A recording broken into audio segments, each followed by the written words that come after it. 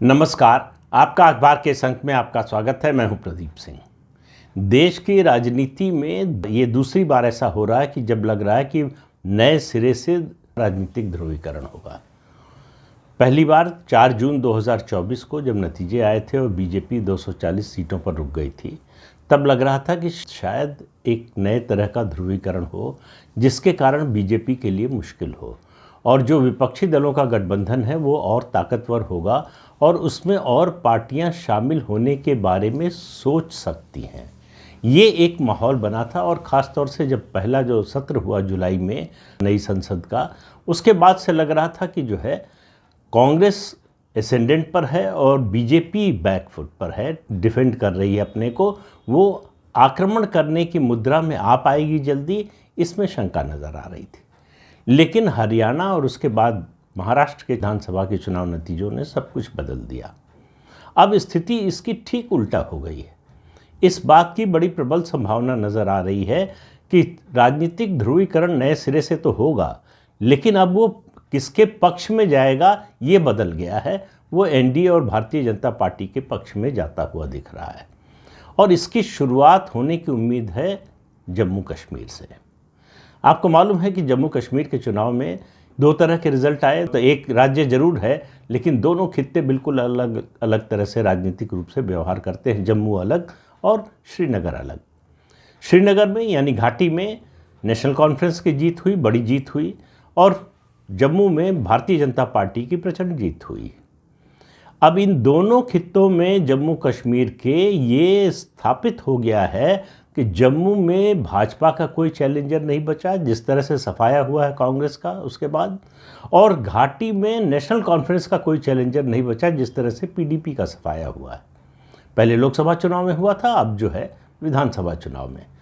तो अब कोई चिंता, कोई डर जो है घाटी में कि हमारा जो है जनाधार कोई ले लेगा, कोई पार्टी ले लेगी, ऐसा डर नेशनल कॉन्फ्रेंस के मन में अभी फिलहाल, भविष्य के बारे में तो कोई नहीं जानता, नेशनल कॉन्फ्रेंस के मन में नहीं है और बीजेपी के मन में जम्मू में नहीं है। कांग्रेस वहाँ इतनी कमज़ोर हो चुकी है कि उसके उठकर खड़ा होने की या किसी नई पार्टी के आकर अपना जनाधार बना लेने की संभावना बहुत दूर दूर तक दिखाई नहीं दे रही है। तो ऐसे में दोनों पार्टियों में एक विचार, खास तौर से नेशनल कॉन्फ्रेंस का, अगर और उमर अब्दुल्ला के बयान अब पिछले कुछ दिनों के आप देखें, जब से सरकार बनी है उनकी, वो लगातार ऐसी भाषा बोल रहे हैं जो केंद्र सरकार और भाजपा के ज़्यादा नज़दीक नज़र आती है। अब जो जम्मू कश्मीर में चर्चा चल रही है, ख़ासतौर से घाटी में, कि नेशनल कॉन्फ्रेंस में इस बात पर विचार चल रहा है कि एनडीए में शामिल हो जाए। अब सवाल ये है कि किस कीमत पर। बहुत से लोगों, नेशनल कॉन्फ्रेंस के ही बहुत से सीनियर लीडर्स का कहना है कि 2002 में जो एनडीए में शामिल हुई नेशनल कॉन्फ्रेंस, उसका नुकसान हुआ उसको 2002 से पहले अटल बिहारी वाजपेयी की सरकार में, उसका नुकसान उसको 2002 के चुनाव में हुआ, जिसमें पीडीपी जो है बड़ी पार्टी के रूप में उभर गई और नेशनल कॉन्फ्रेंस एक तरह से बहुत नीचे चली गई। लेकिन अब उन्हीं लोगों का कहना है कि अब इस तरह की कोई चुनौती घाटी में नेशनल कॉन्फ्रेंस के सामने नहीं है। तो ये फैसला लेते समय उसके दिमाग में ये नहीं होगा कि हमको चुनावी नुकसान हो सकता है, हमारी जगह कोई और पार्टी ले सकती है। लेकिन जो शर्तें रखना चाहती है, ये कोई पुष्ट जानकारी नहीं है, ये सूत्रों के हवाले से ही खबरें आ रही हैं, वो ये कि नेशनल कॉन्फ्रेंस चाहती तो है एनडीए में शामिल होना और भारतीय जनता पार्टी शायद इसके लिए तैयार भी हो जाए और वो इतना कर सकती है कि फारूक अब्दुल्ला को केंद्रीय मंत्रिमंडल का सदस्य बना लिया जाए। और उधर जो 6 विधायक हैं जम्मू कश्मीर में कांग्रेस पार्टी के, उनमें से 4 नेशनल कॉन्फ्रेंस में जाना चाहते हैं। अब वो नेशनल कॉन्फ्रेंस लेगी कि नहीं लेगी, ये अलग बात है। ये निर्भर करेगा इस पर कि वो क्या इंडी गठबंधन में बने रहना चाहते हैं। अगर बने रहना चाहते हैं तो कांग्रेस के विधायकों को नहीं लेंगे, अगर वो एनडीए के साथ आना चाहते हैं तो कांग्रेस के विधायकों को ले सकते हैं। लेकिन उमर अब्दुल्ला और फारूक अब्दुल्ला की भी जो शर्त है कि भाई हम एनडीए में आएँ तो इतनी बड़ी चीज़ हमें मिले जिसके आधार पर हम इसको जस्टिफाई कर सकें, तो उनके लिए इस समय सबसे बड़ी चीज़ क्या है? स्टेटहुड। वो चाहते हैं कि केंद्र सरकार स्टेटहुड की घोषणा कर दे, जम्मू कश्मीर को केंद्र शासित क्षेत्र की बजाय फिर से जो है राज्य का दर्जा उसका बहाल कर दिया जाए, और मुझे लगता है कि ये संभव नहीं है। संसद में और संसद के बाहर गृह मंत्री जो बात बोल चुके हैं, जब जब ये सवाल आया है कि क्या जम्मू कश्मीर को फिर से राज्य का दर्जा मिल सकता है, उनका जवाब बहुत कंसिस्टेंट रहा है, एक ही रहा है कि जब लगेगा कि जम्मू कश्मीर से आतंकवाद खत्म हो गया है तो जम्मू कश्मीर को राज्य का दर्जा बहाल कर दिया जाएगा उसका, और इसके लिए हम वचनबद्ध हैं। कभी केंद्र सरकार ने, गृह मंत्री ने या प्रधानमंत्री ने ये बात नहीं कही, चाहे सुप्रीम कोर्ट में जब मामला चल रहा था तब या संसद में किसी मौके पर, कि जम्मू कश्मीर को राज्य का दर्जा फिर से नहीं मिलेगा। लेकिन उनकी शर्त है, बल्कि मैं कहूँगा उनका अपना एक टाइम टेबल है कि जम्मू कश्मीर में जब तक आतंकवाद का सफाया नहीं होता तब तक राज्य का दर्जा बहाल करने का मतलब है पुरानी स्थिति को बहाल करना। और ये भारतीय जनता पार्टी किसी भी हालत में नहीं चाहेगी। इतनी मुश्किल से, इतनी मेहनत करके जम्मू कश्मीर को आतंकवाद की खाई से निकाल कर लाई है, लेकिन अभी समतल ज़मीन पर नहीं आ पाया है जम्मू कश्मीर। आतंकवाद पूरी तरह से ख़त्म नहीं हुआ है। तो इसलिए ये बीजेपी बिल्कुल नहीं चाहेगी कि उस पुरानी स्थिति में फिर से लौट आए, और नेशनल कॉन्फ्रेंस को एनडीए में लाने से कोई बड़ा फ़ायदा भी नहीं होने वाला है। जम्मू कश्मीर में ये हो सकता है गठबंधन हो जाए तो जम्मू कश्मीर की सरकार में बीजेपी भी शामिल हो जाए। अब उसका असर क्या पड़ेगा जम्मू पर, ये भी बीजेपी को देखना है। तो वो एक बार पीडीपी से गठबंधन करके देख चुके हैं, उसका इतना फ़ायदा तो ज़रूर हुआ बीजेपी को कि घाटी से पीडीपी को ख़त्म कर दिया। लेकिन अभी नेशनल कॉन्फ्रेंस का कोई विकल्प नहीं है कि नेशनल कॉन्फ्रेंस के साथ जाकर नेशनल कॉन्फ्रेंस को ख़त्म कर सके। और बीजेपी पिछले 10 साल से लगातार कैंपेन कर रही है अब्दुल्ला परिवार के परिवारवाद पर, उनके भ्रष्टाचार पर। उसको देखते हुए भाजपा अगर उमर अब्दुल्ला को, नेशनल कॉन्फ्रेंस को एनडीए में शामिल करती है और फारूक अब्दुल्ला को मंत्रिमंडल में शामिल करती है, तो उसका जो 10 साल का ये कैंपेन था उस सब पर पानी फिर जाएगा। लेकिन ये बात तो जम्मू कश्मीर की है, इसकी संभावना से अभी फ़िलहाल इनकार नहीं कर सकते कि ऐसा हो सकता है। और ऐसा भी नहीं कि साथ कभी आए नहीं हैं। वाजपेयी सरकार के समय एनडीए में शामिल थी नेशनल कॉन्फ्रेंस, और उमर अब्दुल्ला केंद्र में मंत्री थे। लेकिन वो बात बनेगी नहीं बनेगी उसमें अभी बड़े पेंच है। लेकिन इसके अलावा भी कई तरह के बदलाव होते हुए दिखाई दे रहे हैं। इस सरकार के स्थायित्व को लेकर जिन लोगों के मन में सवाल थे, वो सवाल सब दूर, शंकाएं सब दूर हो चुकी हैं। अब जो विपक्षी दलों में छोटी छोटी पार्टियां हैं, उनको ये समझ में आ गया है कि इस सरकार के स्थायित्व पर कोई खतरा नहीं, नरेंद्र मोदी के नेतृत्व को कोई चुनौती नहीं है, नरेंद्र मोदी की लोकप्रियता में कोई कमी नहीं आई है, उनकी जो मास अपील है उसमें कोई कमी नहीं आई है। तो भारतीय जनता पार्टी निकट भविष्य में कमज़ोर नहीं होने वाली है और कांग्रेस पार्टी मजबूत नहीं होने वाली है।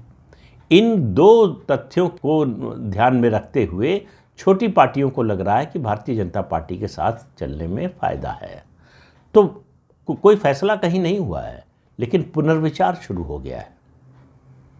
कई ऐसे कांग्रेस के सांसद हैं कई राज्यों के जो इस्तीफ़ा देकर भाजपा में शामिल होना चाहते हैं। तो अगर ऐसा होगा तो फिर वो शुरू हो जाएगा कि ऑपरेशन कमल शुरू कर दिया है बीजेपी ने। लेकिन वो मुझे नहीं लगता कि अभी बीजेपी जल्दबाजी में ऐसा कुछ करना चाहेगी। उसके जो सहयोगी दल हैं बड़ी मजबूती से उसके साथ खड़े हैं। एनडीए जब से बना है तब से मुझे लगता है सबसे ज़्यादा मजबूत गठबंधन एनडीए का इस समय है, और उसका एक बड़ा कारण है कि बीजेपी की मजबूती है। आप 2014-2019 को छोड़ दीजिए, जब बीजेपी का पूर्ण बहुमत था, बहुमत के बिना बीजेपी इतनी ताकतवर इससे पहले कभी नहीं रही है। अटल जी के समय मैक्सिमम जो सीट आई थी 99 में 182 सीटें, और जो सबसे कम मोदी के समय में सीटें आई हैं वो 240। तो इसी से आप अंदाज़ा लगा सकते हैं कि दोनों परिस्थितियों में भाजपा की ताकत में फ़र्क क्या है। और ये बात जो सहयोगी दल हैं और सहयोगी दलों से बाहर जो विपक्षी खेमे में कई दल हैं उनको भी समझ में आ रहा है। दूसरा, विपक्षी खेमे में जो ज़्यादातर पार्टियां हैं वो क्षेत्रीय पार्टियां हैं। उनके लिए अपने राज्य का हित पहले है, उनकी अपनी जो स्टेट की पॉलिटिक्स है वो प्रायोरिटी है, नेशनल पॉलिटिक्स उनकी प्रायोरिटी नहीं है।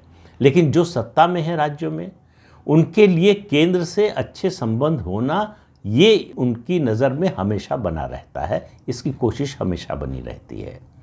तो अब ये निर्भर करेगा, अब मैं शुरुआत कर रहा हूँ एक बड़े राज्य से, तमिलनाडु से। क्या तमिलनाडु में इस तरह का कोई बदलाव होगा? 2026 का चुनाव नतीजा तय करेगा।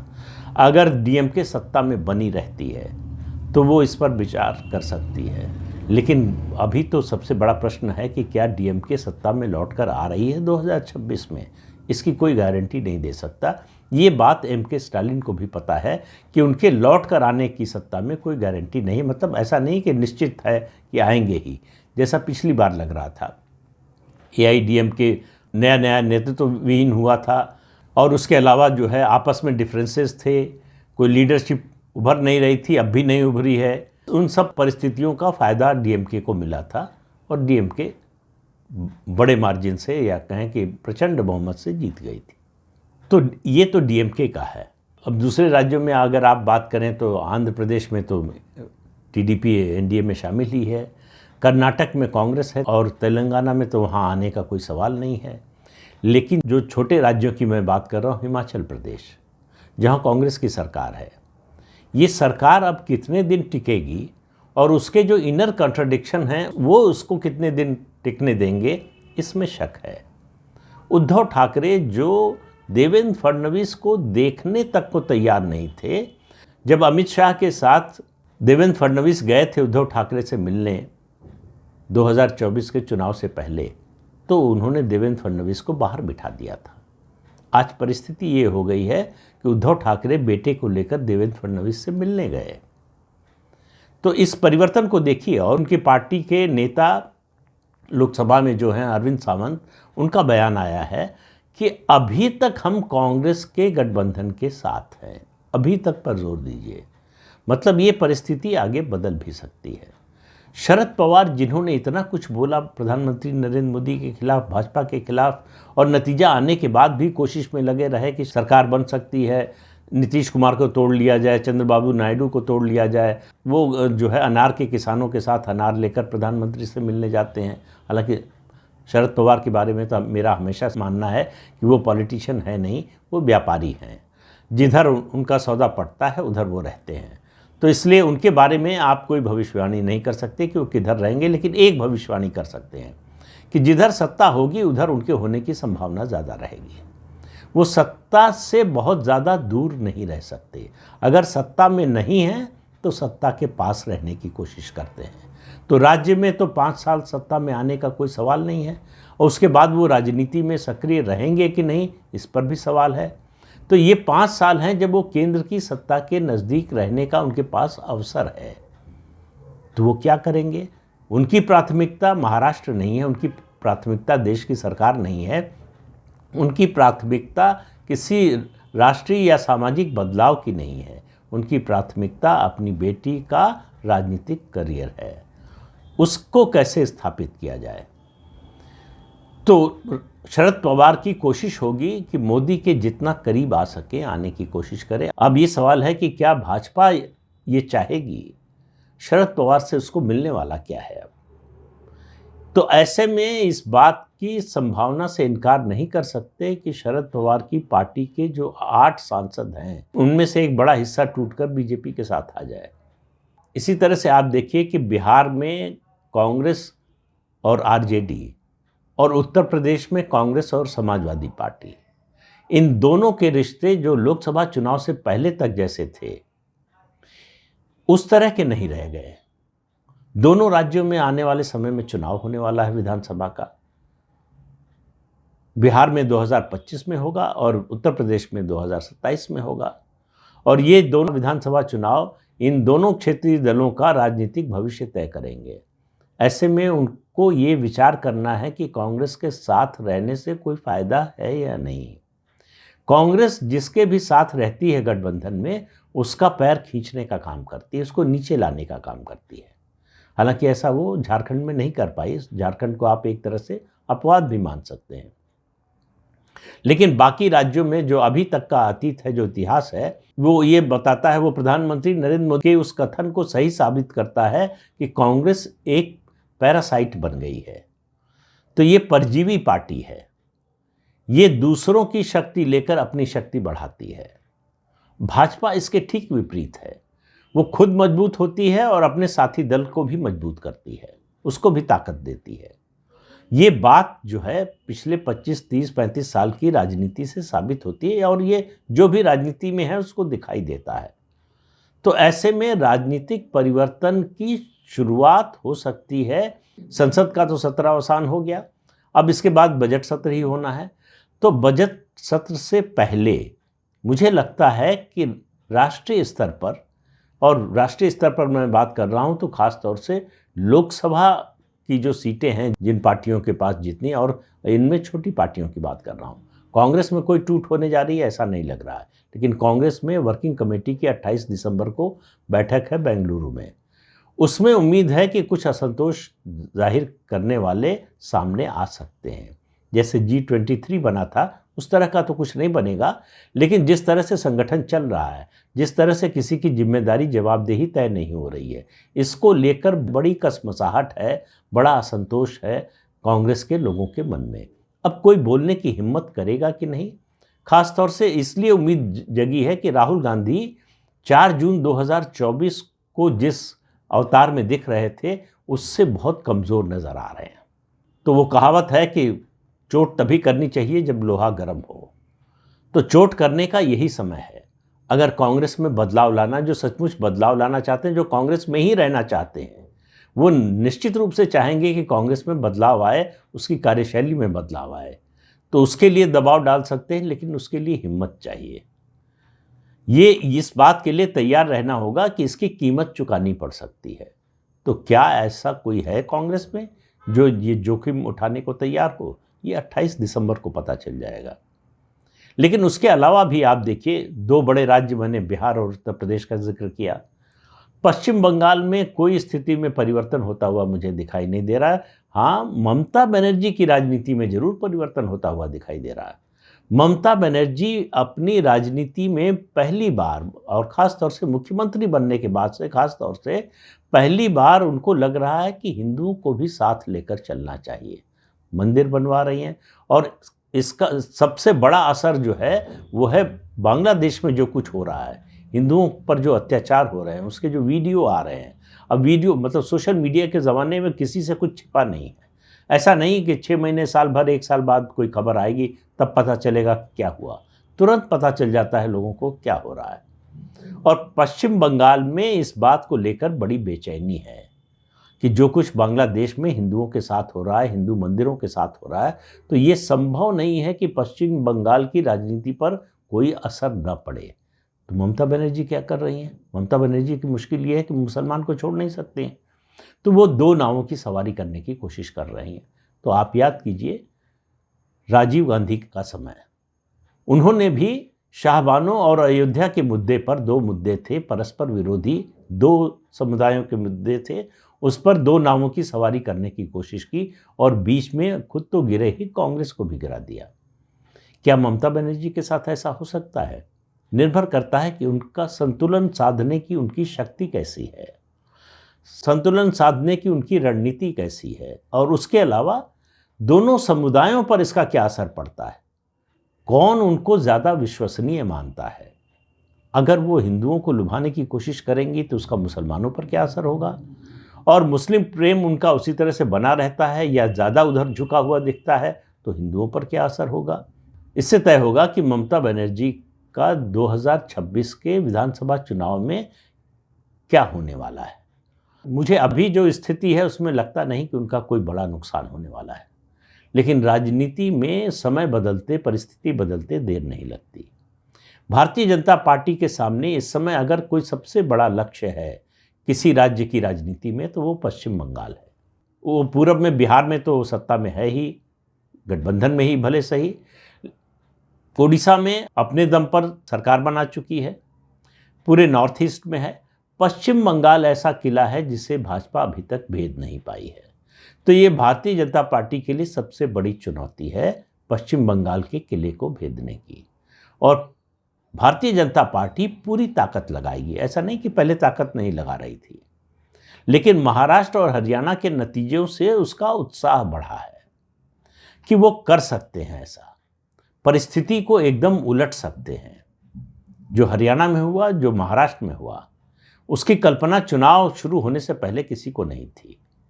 तो इसलिए पश्चिम बंगाल के बारे में भी किसी को ये कल्पना नहीं है कि परिस्थिति पलट सकती है, लेकिन पलट जाएगी उसके अभी कोई संकेत नहीं दिख रहे हैं। हालांकि हरियाणा और पश्चिम बंगाल में भी नहीं दिख रहे थे, लेकिन अभी पश्चिम बंगाल के बारे में कोई फैसला सुनाने या किसी निर्णय पर पहुंचने या निष्कर्ष पर पहुंचना बहुत जल्दबाजी होगी, क्योंकि वहाँ ममता बनर्जी है।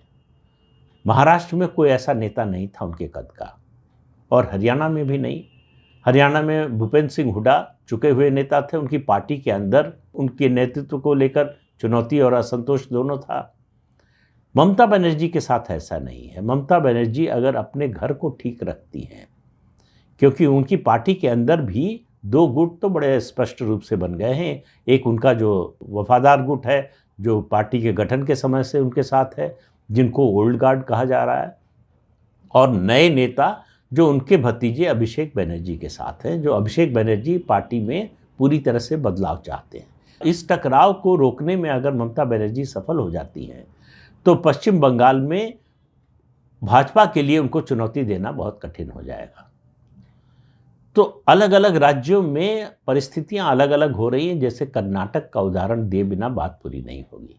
कर्नाटक इस समय देश का दूसरा पश्चिम बंगाल बन रहा है।